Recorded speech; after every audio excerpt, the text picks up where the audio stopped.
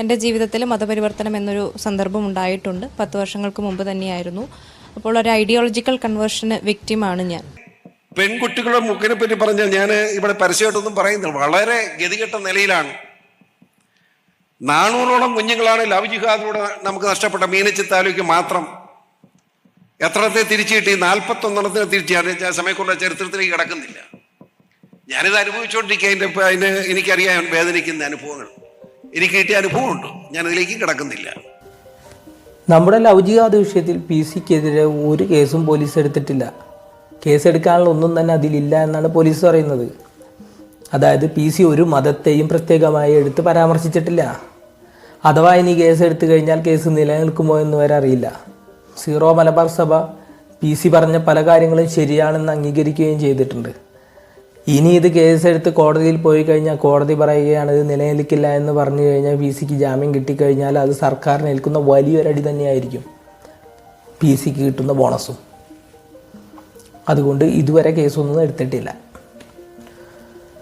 പിന്നെ പ്രണയക്കണികൾ ഇഷ്ടം പോലെ ഇതിനു മുമ്പും പറഞ്ഞു കേട്ടിട്ടുള്ളതല്ലേ നമ്മളെല്ലാവരും. PC ജോർജ് ആദ്യമായി ഇപ്പം എടുത്ത് പറയുന്ന ഒന്നുമല്ലല്ലോ. എത്രയോ ന്യൂസുകൾ ഇതിനു മുമ്പും പലവട്ടം വന്നിട്ടുണ്ട്. നിങ്ങൾ ഈ വീഡിയോയും കൂടി ഒന്ന് കണ്ടു നോക്ക്. എല്ലാവരും അതിനെ ലവ് ജിഹാദിൻ്റെ ഇരകളെക്കുറിച്ച് പറയുന്ന കഥ ഇപ്പോൾ ഞങ്ങൾക്കും ഇതിനകത്ത് പറയാനുണ്ട്. ഞങ്ങളുടെയും കൂടെ അനുഭവം ഇതിനകത്ത് വരുന്നുണ്ട്. ലവ് ജിഹാദ് എന്ന് പറയുന്നതിനെ എല്ലാവരും ഒരു ചെല്ലപ്പേരാക്കി വെച്ചിരിക്കുകയാണ്. ലവ് ജിഹാദ് അല്ല, ലവ് ട്രാപ്പ് ജിഹാദാണ്. പക്ഷെ അതൊരു വഴി മാത്രമാണ്.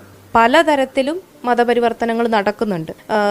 സമൂഹത്തിലുള്ള ജാതി വ്യവസ്ഥയെ ചൂഷണം ചെയ്തുകൊണ്ട്, പിന്നെ ബ്രെയിൻ വാഷിങ്ങിലൂടെ, ഇങ്ങനെ പലതരത്തിലും മതപരിവർത്തനങ്ങൾ നടക്കുന്നുണ്ട്. പ്രണയം തെറ്റല്ല, പക്ഷേ പ്രണയിക്കാൻ തിരഞ്ഞെടുക്കുന്ന ആൾ മതം കൊണ്ടുവരുന്നുണ്ടെങ്കിൽ അവിടെ നമ്മൾ കരുതിയിരിക്കണം. അതിൻ്റെ താല്പര്യം എന്താണെന്നുള്ളതിനെക്കുറിച്ച് കൂടെ നമ്മൾ മനസ്സിലാക്കിയിരിക്കണം. പറയണം, മതമല്ലാതെ നീ എന്നെ സ്നേഹിക്കുന്നുണ്ടോ, നീ നിൻ്റെ മതത്തിലും ഞാൻ എൻ്റെ മതത്തിലും എന്നുള്ള രീതിയിൽ നമുക്ക് ഇനിയുള്ള കാലം മുഴുവനും ജീവിക്കാം. പിന്നെ പ്രേമത്തിന് കണ്ണും കയ്യും കാലും മൂക്കൊന്നുമില്ല എന്നൊക്കെ പറയുന്നത് ശരി തന്നെയാണ്. പക്ഷേ എന്ന് വെച്ച് മതം മാറ്റം എന്നുള്ളൊരു ഉദ്ദേശം മാത്രം ലക്ഷ്യം കണ്ടുകൊണ്ട് പ്രേമിക്കുകയും അതുപോലെ തന്നെ അവരെ പീഡിപ്പിച്ചും ഭീഷണിപ്പെടുത്തിയും പ്രലോഭിപ്പിച്ചും മതം മാറ്റാനായി നിർബന്ധിച്ച് മതപരിവർത്തനങ്ങൾ നടത്തുകയും ചെയ്യുന്ന ഒരു ശരിയായിട്ടുള്ളൊരു രീതിയല്ല. അത് ആര് ചെയ്താലും ഏത് മതം ചെയ്താലും ഒരു ശരിയായിട്ടുള്ള രീതിയല്ല. ഇതിനെക്കുറിച്ച് നമ്മുടെ തറക്കടവിൽ അച്ഛൻ പറയുന്നത് കൂടി നിങ്ങളൊന്ന് കേട്ടു നോക്കൂ. ലവ് ജിഹാദ് ഇല്ല എന്ന് ആൾക്കാർ പറയും. ഇവിടെ ഈ ആഴ്ച കണ്ണൂരിൽ ഇവരുടെ ഒരു ഹോസ്പിറ്റലിൽ നടന്ന ഒരു സംഭവം.